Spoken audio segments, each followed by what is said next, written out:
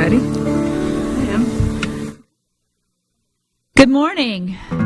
Join us as you're willing and able by standing and singing our entering song. Come sing a song with me, number 346 in the gray hymnal. Hymnal. Or up here on our lovely screen.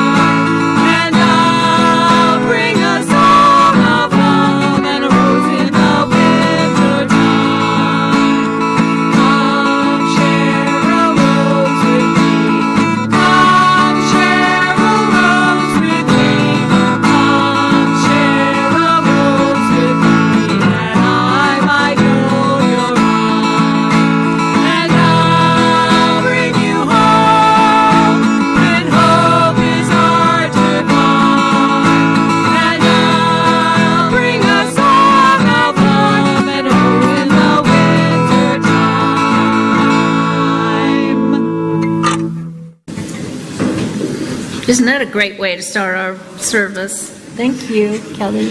Peggy. Good morning and welcome to the Unitarian Universalist Church of Spokane.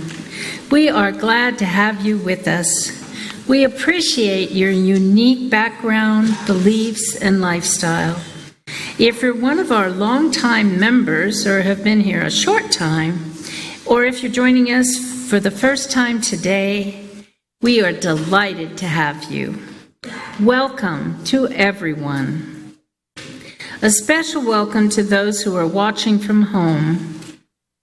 This morning, we are privileged not to have just one guest speaker, not to have just two guest speakers, but we're having three guest speakers, all from our congregation. Jordan and, I'm saying it wrong again. Jordan, stand up. Anselmo Marnech. Did I do it better? Anselmo Marnech. Okay, say again. Marnech. Oh, I wrote it down several times. But say it again. Stand up. Anselmo Marnech. Okay, did you get that? Because I didn't. Devon, Grayerbiel, and you're supposed to stand up too. I wouldn't just make Jordan do that. And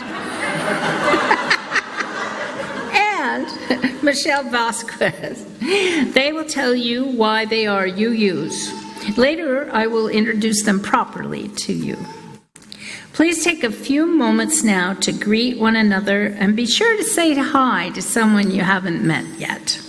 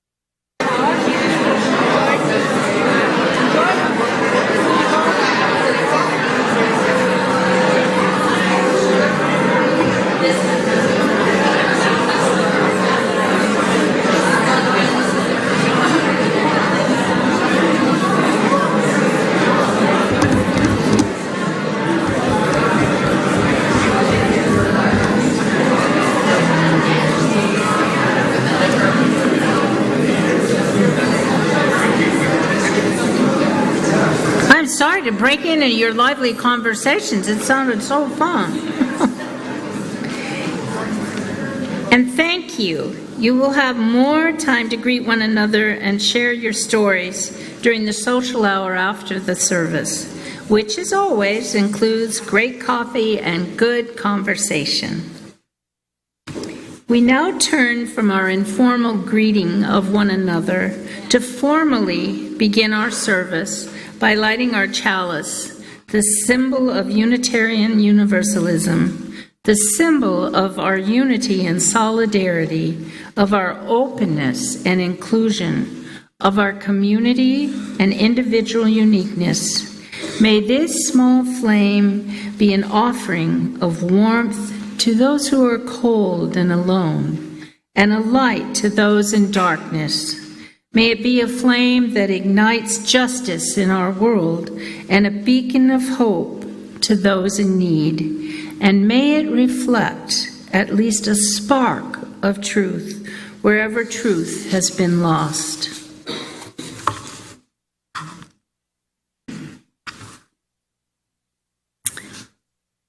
Since today we are considering why we are Unitarian Universalists, I have selected all the readings from this small booklet, Welcome, a Unitarian Universalist Primer.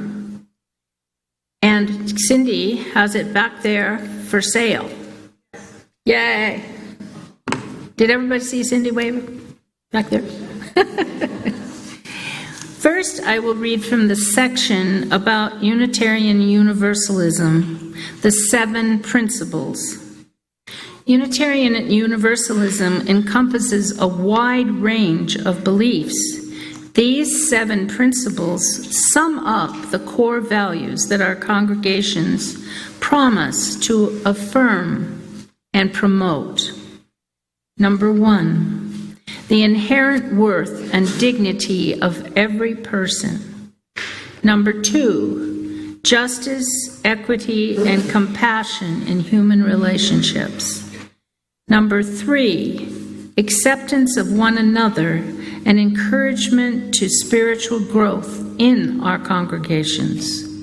Number 4, a free and responsible search for truth and meaning. Number 5, the right of conscience and the use of the democratic process within our congregations and in society at large. Number 6, the goal of the world community with peace, liberty, and justice for all. Number 7, respect for the interdependent web of all existence of which we are all a part.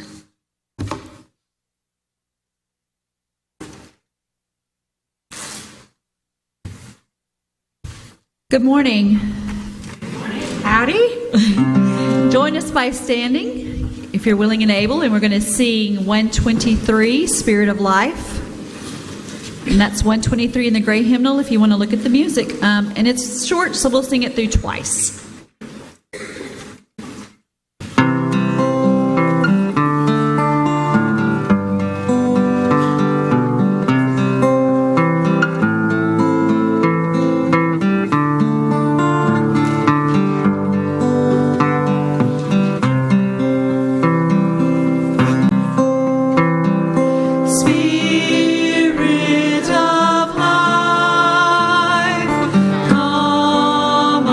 To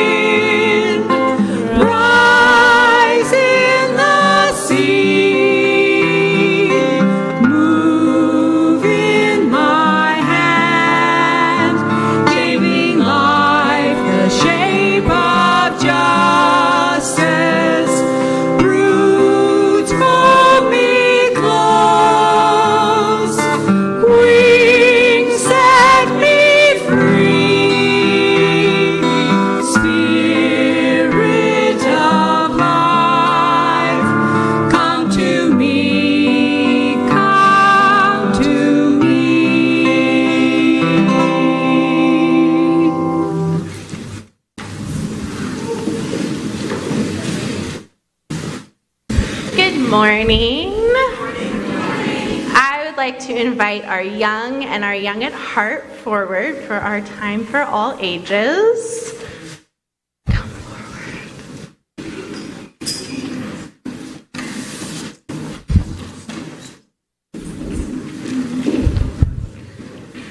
Wonderful. So this story that I'm going to tell this morning is one that many of you are probably familiar with, and I also have an ulterior motive for telling it, which will become clear. So, our story begins on a cool, crisp, sunny morning in a small village. A traveler came through, and he walked into downtown and sat down in the town square. He didn't have any bags, he just sat and thought and sat. And pretty soon a villager came and walked by and looked at him curiously and then said, I'm curious, you don't have any bags or anything. How are you going to eat? You don't seem to have any food. And the traveler pulled a beautiful, round, smooth stone out of his pocket and said, well, I have this stone. I'm going to make stone soup. And the villager said, well, I've never heard of that. What's stone soup? And the traveler said, well, do you have a pot? I can show you. And so the villager went home and got the pot and brought it back, and together they built a fire and balanced the pot over it and put the stone in the pot. And the villager said, well, now what? And the traveler said, well, now we wait.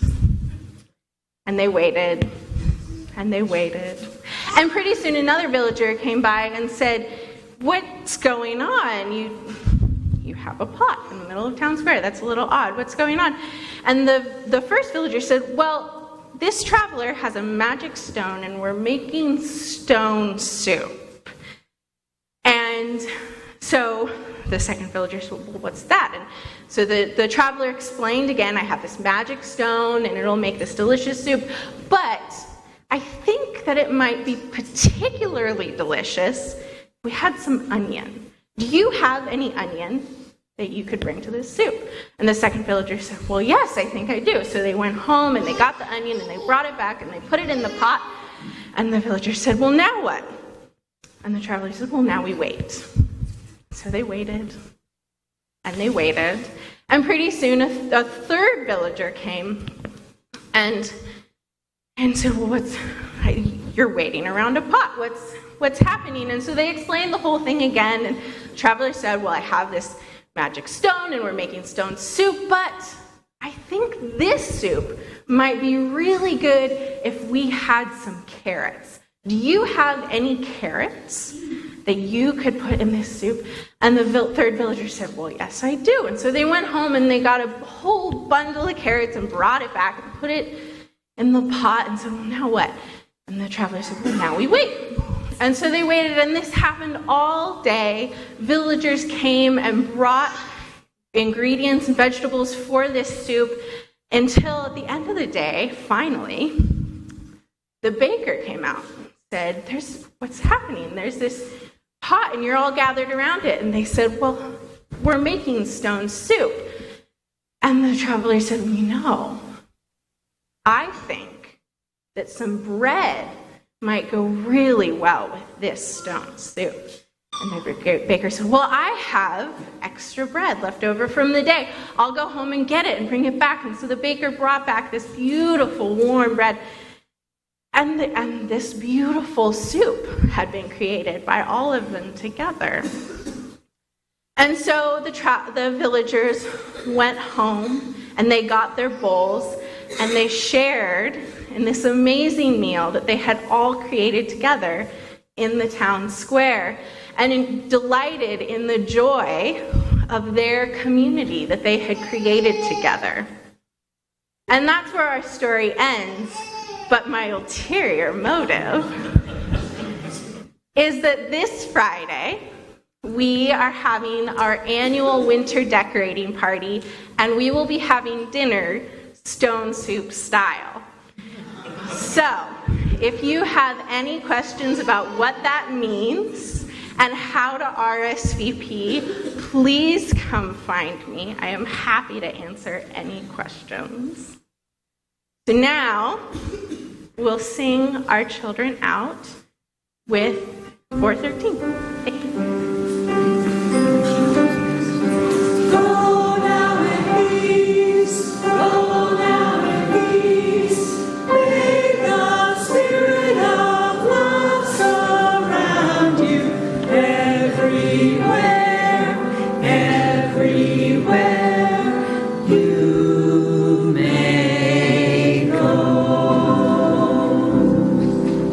We now gratefully give and receive this morning's offering, which sustains this community and its mission to the larger world.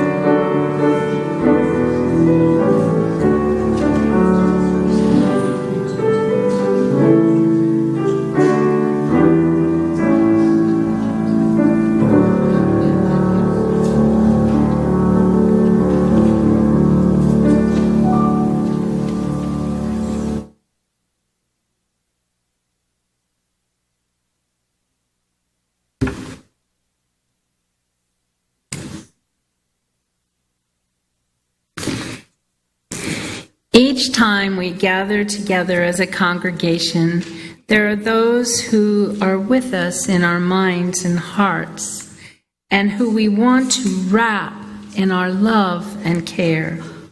We kindle a light this morning for the victims of the attack on the mosque in Egypt.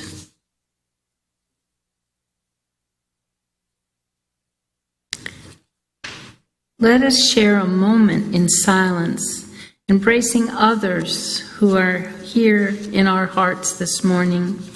You are welcome to say their names aloud as you are willing.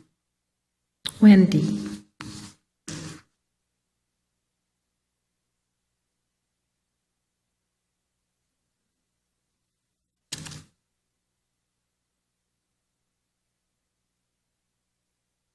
Those named aloud and those remembered in the silence, and all those who are suffering everywhere and elsewhere in our world this hour, we hold in our community of compassion.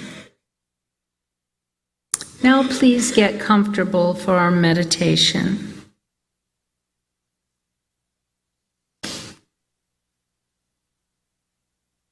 Let us open our minds and hearts to the place of quiet, to the silent prayer for the healing of pain and the soft, gentle coming of love.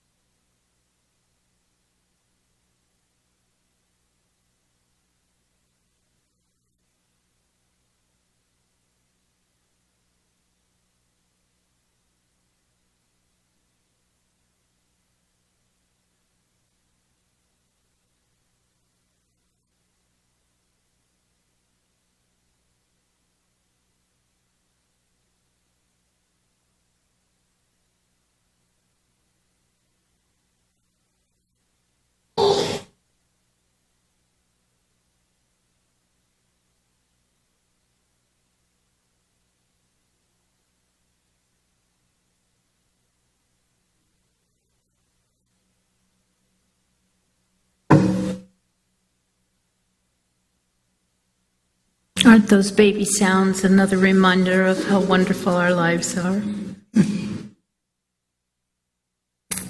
Our reading this morning is also taken from the Welcome Book in the section, What Do Unitarian Universalists Believe?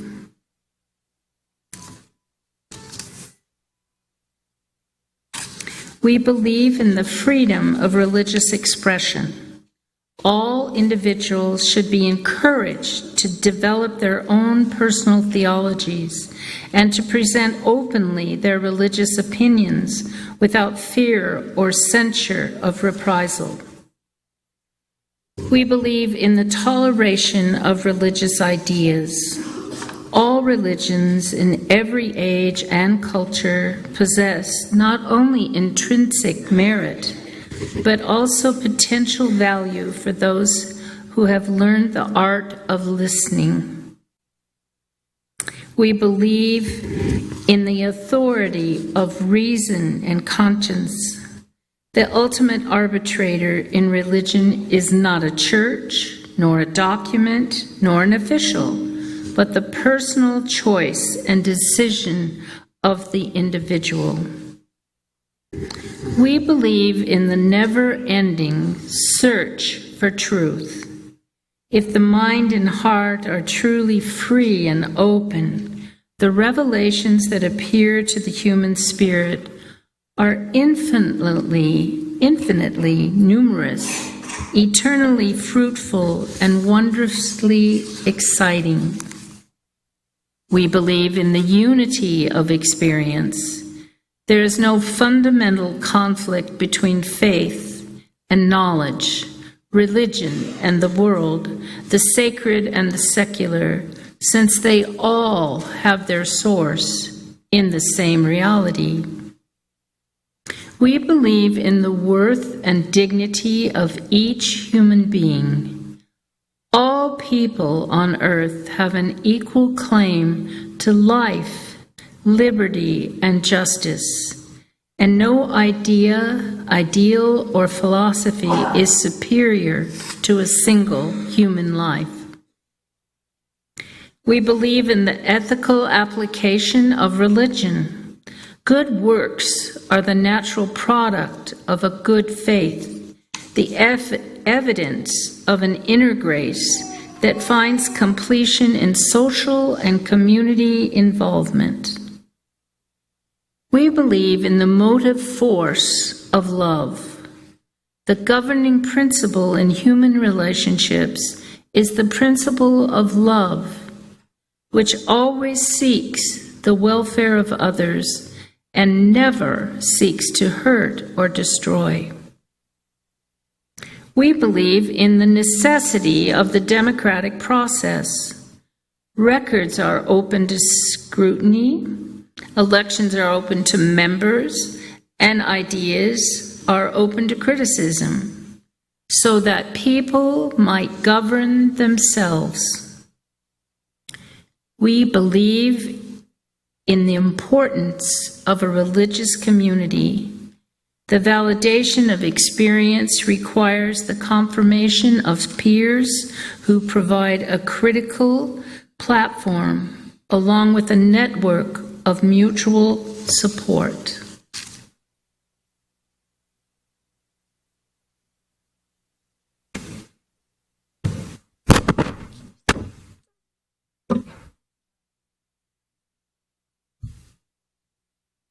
So when Deb asked us to sing today, she gave us an idea of what the service was going to be about and asked if we had a song that we could sing. And we said we have the perfect song.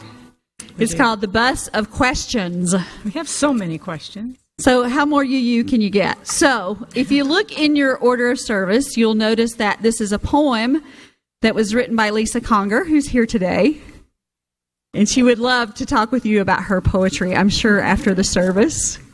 But she was gracious enough to let us put it to music. And so our wish for you is that you are as inspired by our music as we were inspired by Lisa's poetry. So thank you, Lisa.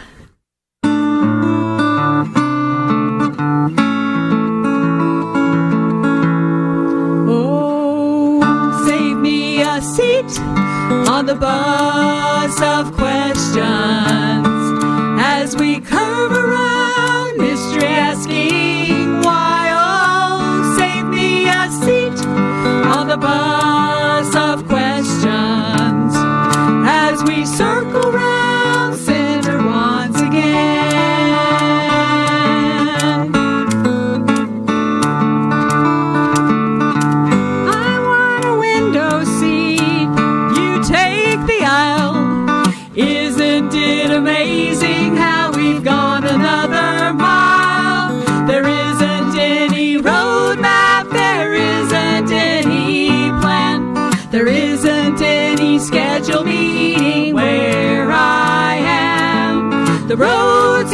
no street lamps, the signs are not one way. With detours we meander, at construction we delay. Save me a seat on the bus of questions as we curve around mystery, asking why. Oh, save me a seat on the bus of questions as we circle round center once again.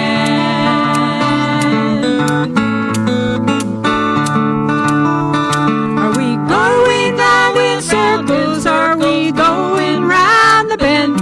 Are we coming to forever? Are we coming to the end? Our baggage is encumbering, our luggage is not light.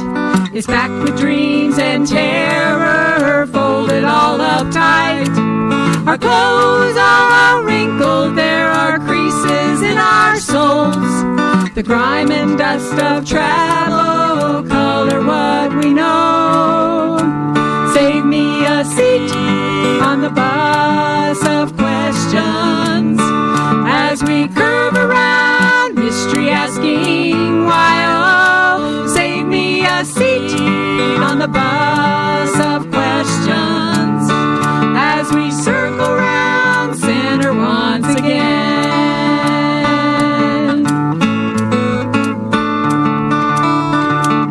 Zigging to the left now, zagging to the right.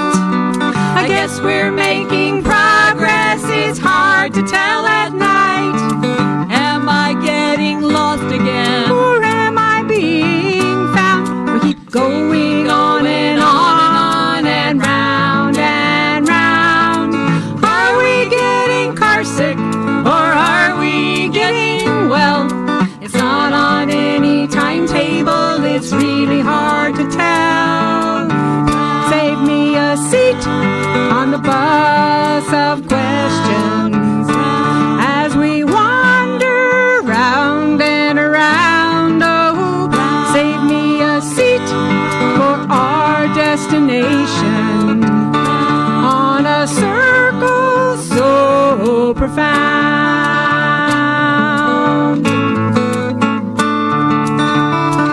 What is the path we travel? What is the path we roam? Wherever it is going, it is a place called home. What is the path we travel?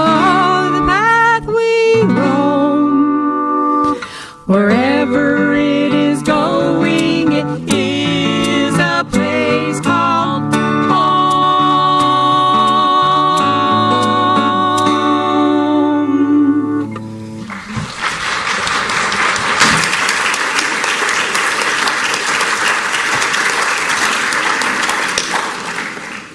Thank you both for that. Don't we have a lot of talent just right here in our church?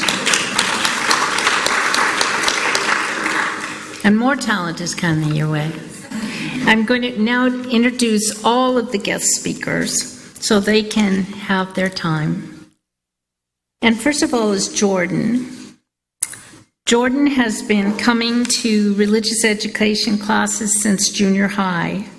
He has found learning about other faiths and visiting other churches the most interesting part of religious education so far. He attended Meade High School, where he would currently be a junior, but instead he enrolled in Running Start at Eastern Washington University and is taking the core classes required for pre-med. His passions are music and art bands, where he plays the piano and the guitar. Devon has been a member of our church for about 30 years. Now, when you look at her, you would think it only been 5. She's been involved, and listen to this list, in the program committee, pastoral care team, board of trustees member and president, management team, team leader of the healthy relations team, and for several years, team member of the UU's Pacific Northwest District Healthy Congregation team. That took up 2 lines. That's a lot. I'm sure it took a lot of work.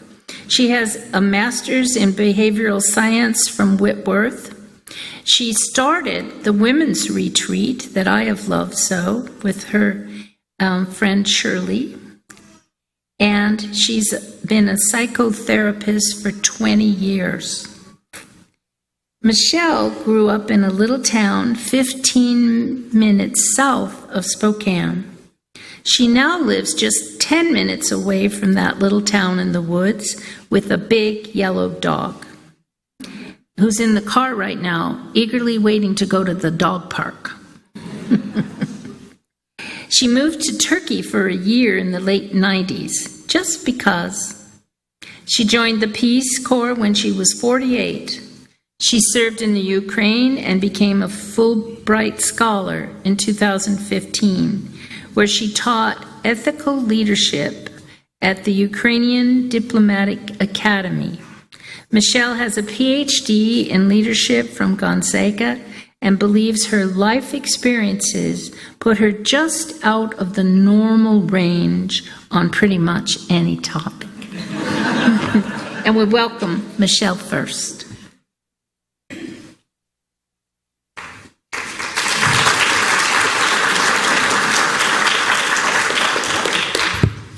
So this is the second time today I told this story. So anybody that was here earlier, I don't want any recrimination against hearing a different story. So when they asked us when we were arranging this morning to speak, we were deciding who was first and who was second, third, and Devon decided she should go last because she's the oldest. So it kind of worked out that I was first. But I think in the relationship with the Unitarian first, I'm the youngest. So it goes myself, Jordan, and Devon as far as our relationship with the church. And we started thinking about what our story is with the church. You have to put it into the context, figure out what the boundaries are of the story. And as I thought back about what my boundaries are, they started a lot earlier than me actually participating in church. It started when I was 13 years old, and I went to, I think, like a fundamentalist-ish church, and one of the ministers of the church used the Bible against me, sort of manipulative, and told me that I should come forth with something related to my parents. And I said, doesn't the Bible say something about honor thy father and mother? And his response was, well, not above the church. So it was my first indication as I stepped away from this man in this church that this didn't really suit me very well, that I wasn't up to like kind of going with the flow no matter what anybody said related to it's the Word of God. Later, when I was in my early 20s, I worked with a woman and she was trying to convert me into something. And she came to me, and we worked with a Buddhist woman who was really lovely. Her name was Toshi. And the woman, the Christian woman said to me, if you don't believe like I believe, that you will burn in hell forever. And I looked at her, and I'm not really surprised that I would burn in hell forever. But I said, do you mean that Toshi, because she's Buddhist, will burn in hell forever? And the woman said to me, yes, Toshi will burn in hell forever. So I was pretty sure that God, whoever God was, wouldn't burn Toshi in hell forever. Maybe me, but not Toshi. So during this time, I stepped away from Christianity and sort of believing that what people said was true. Okay. So in the early 2000s, I was invited to this church by a man who I was dating. And I walked into this church back then, and I felt something right about coming to this church. And then he dumped me.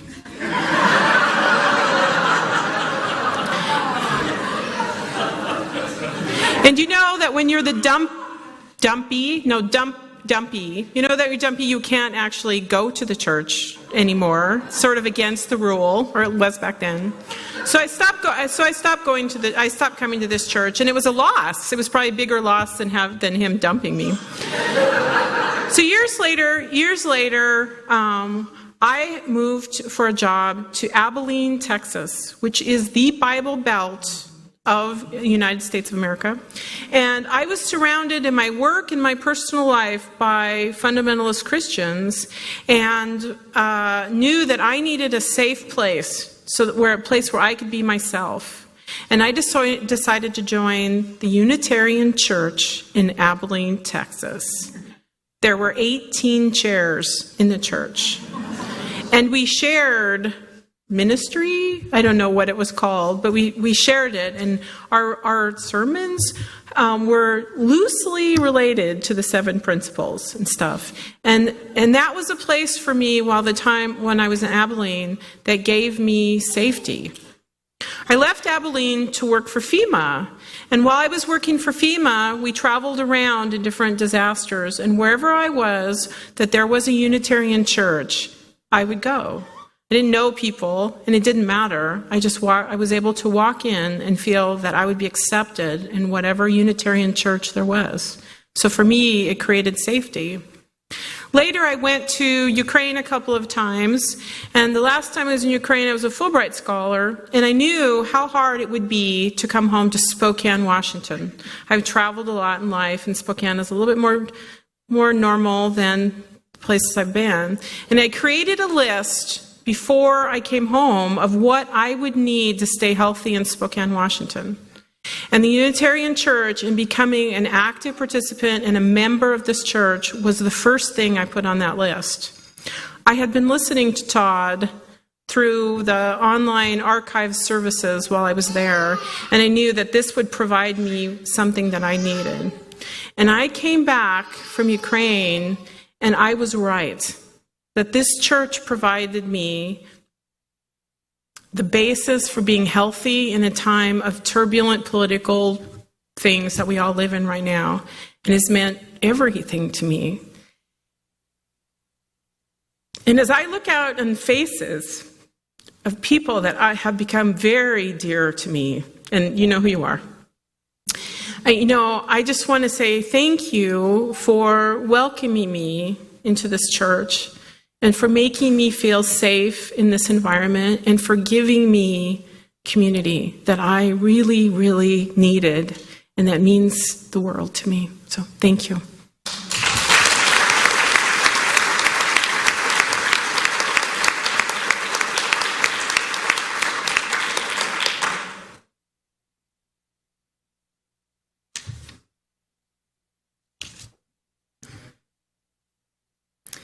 I have been going to the Unitarian Universalist Church of Spokane for about 5 years now.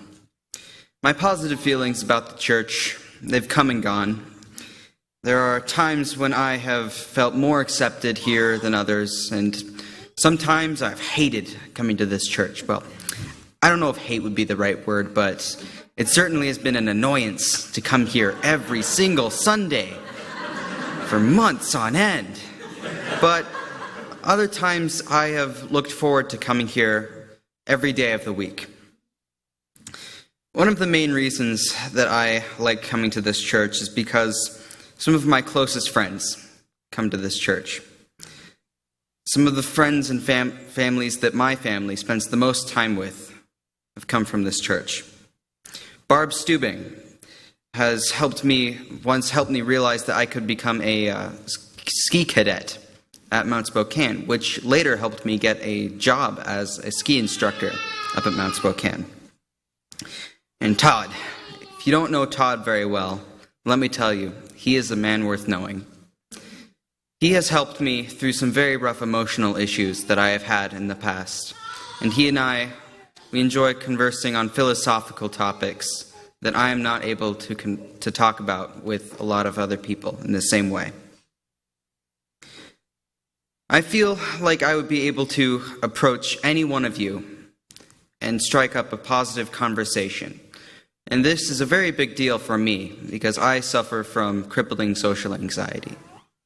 Which brings me to the topic that this church has a very strong sense of community.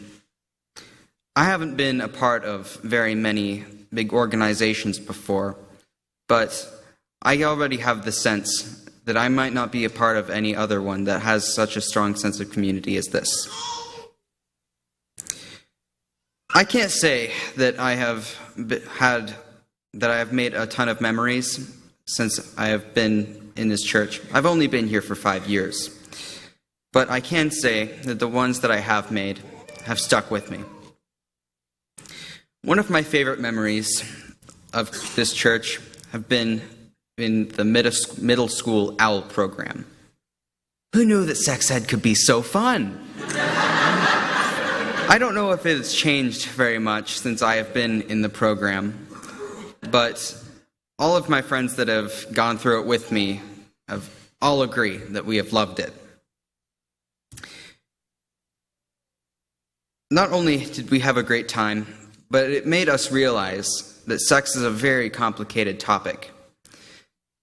There's just so many STIs to worry about, so many complicated emotional issues, etc., etc.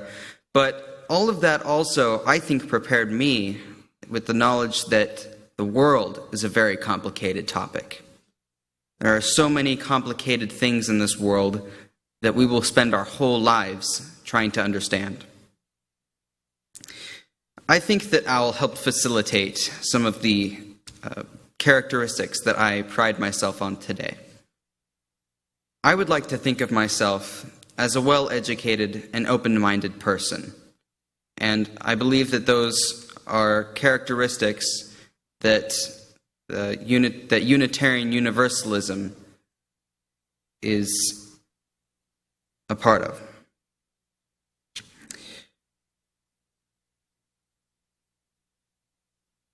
When I am asked what it means to be a Unitarian Universalist, I tell people that it is the religion of an open mind. A religion is simply a set of beliefs and values, and our beliefs and values are to be open to all beliefs and values. I think that this concept has become a huge part of who I am. When I was 10, I mentioned to my mother that I loved being a Unitarian Universalist because I found our religion, quote, relaxing. When I look at my peers who are a part of other churches and other religions, I see that there are so many different rules that they have to follow, which is nothing against those religions, but I think that it is very relaxing that we don't have any strict rules that we have to follow. We don't follow a single holy text. We don't have a single creed that we live by. And we can question what our minister says. It means that we can go through our lives and create our own philosophical ideas and moral guidelines at our own pace. Most of us will end up in the same place. Giving is good, stealing is bad, hopefully. But there are more complex situations in life, situations that each of us would handle differently.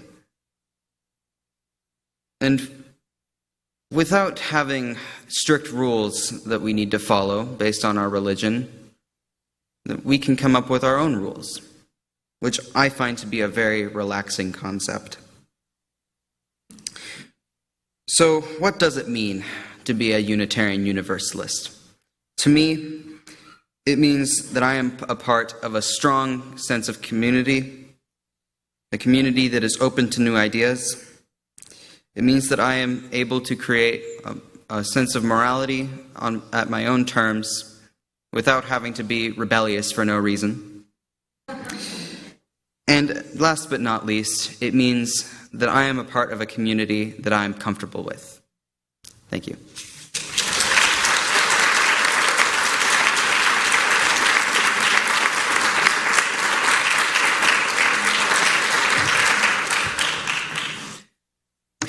Wow. And I get to follow all this. I just kind of go, okay, I'll do my best. So I was told that we were going to talk about what we value most about Unitarian Universalism, and in particular for me, this church, because I have been a member a while. And I don't know how I feel about being the oldest person. I don't know. I still see myself as a whippersnapper. Okay. Well, I started out Lutheran as a child. Yes, we're going way back. And And the things that I liked the most about Lutheranism, or Lutherans, was that they seemed to love one another. And they were kind to each other and thoughtful and good to each other. I was a child, and they were good to me, and that's all I knew. So it was good. There came a time when I noticed that I needed more, a wider scope and more activism. Less power in God and more power in me. And of course, retaining those basic good qualities of the Lutherans that I knew, many in my family, and I got a big extended family. The Unitarian Universalist Church was a good fit. So I maintained my wonderful memories and became a little more differentiated.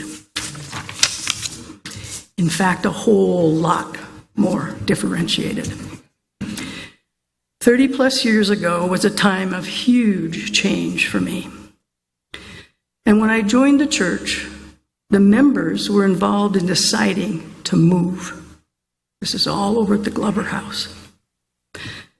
Huge decisions were being made. Hours and hours were spent gathering information, giving reports, and as I watched, the thoughtfulness and care and persistence, I remember thinking, this is a good place, a vital place. I'll be safe here. People respect lives here. All in all, the actions spoke way louder than words. And over these past 30 plus years, I've witnessed turmoil and, quite frankly, some hard feelings. And those same thoughtful people held steady. They worked for justice and forgiveness, held the long view, and practiced compassion. It seems we have a capacity to hold steady and repair. And there will always, always be a need for repair. And those who do it, we need you too. It's all about respect. Now, personally, I've been immensely grateful for how you've, without even seeming to blink an eye, to accept and include and trusted and loved Shirley and I. Lo, these 30 plus years, having this safe place where we can be ourselves. It has given us, and I'm sure others, a secure base from which to live our lives. Here and in the greater world. Because of this secure base, we can, without immense fear, express our opinions and ideas fully in the wider world. We can walk taller, not hide, and contribute. We are much more than our sexuality.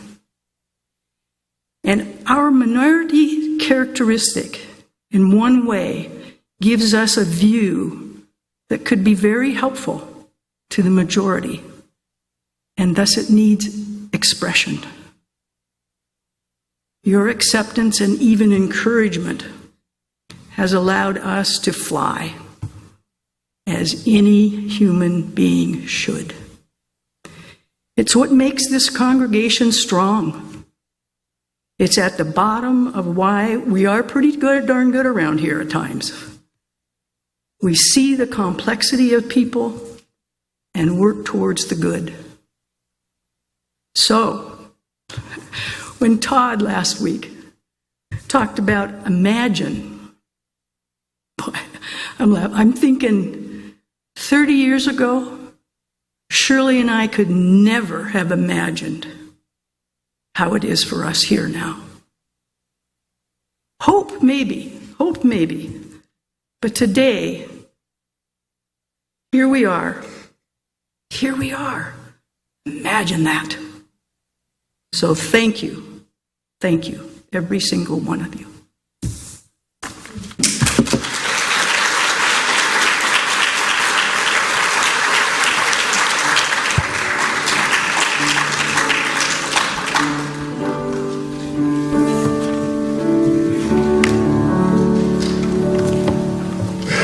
What an inspiration we enjoyed from all of those speakers. Let's tell them again how much we love them.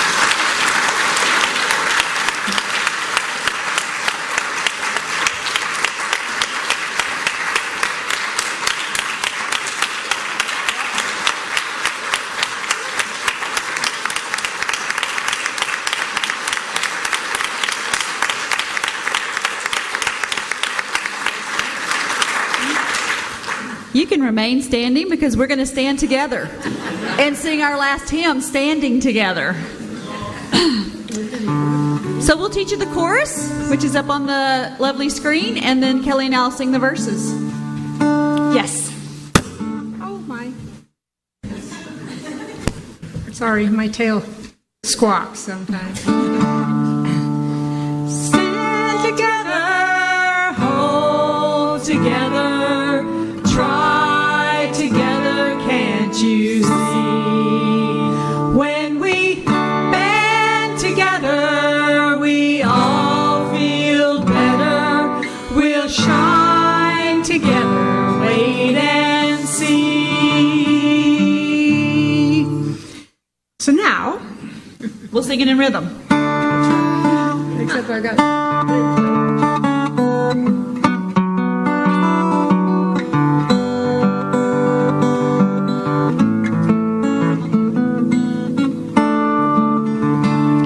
Stand together, hold together, try together, can't you see?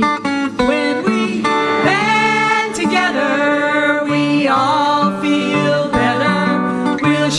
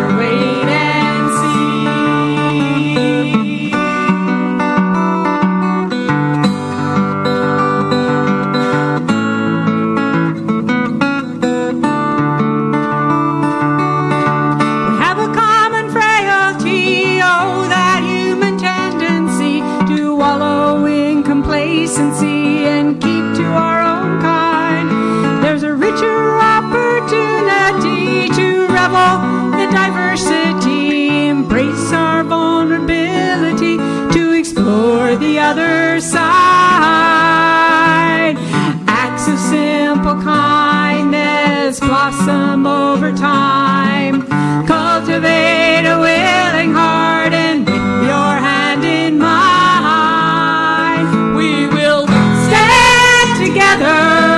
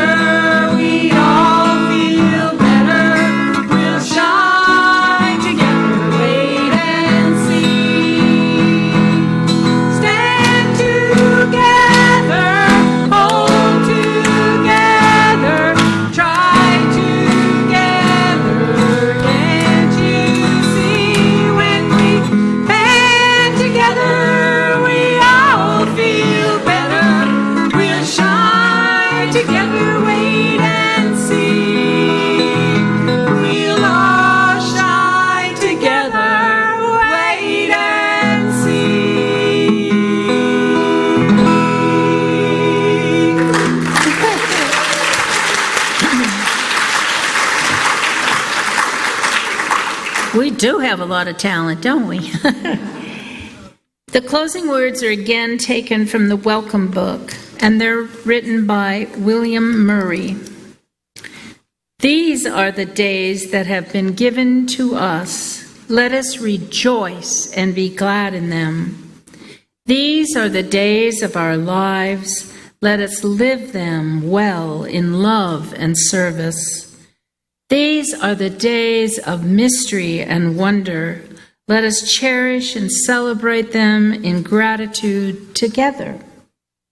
These are the days that have been given to us. Let us make of them stories worth telling to those who come after us. Amen. Blessed be. Salam alaikum and shalom.